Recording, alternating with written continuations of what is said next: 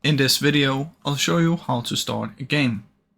Now, in League of Legends, when you're a new player, what I think you should do is go into play right here, do co-op versus AI, and play any of these.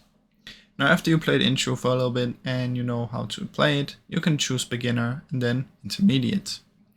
Now, after you completed all of these, you can head over to the PvP right here and play some quick play or draft pick if you want to learn how the ranked one works. Or you can simply play some ARAMs. I think these are great to learn new champions and what their spells do and everything. So just play around, but wait until you play ranked. Obviously you cannot play ranked instantly, so you need to be level 30 and own 20 champions. But I would think you should play some versus bots or some normal games a lot first before you start doing the ranked.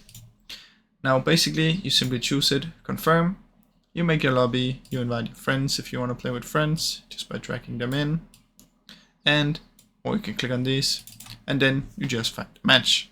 And that's basically how it works, guys. Now I really hope you enjoyed the video. If you did, please leave a like and subscribe as it helps me out a ton. Thank you so much for watching.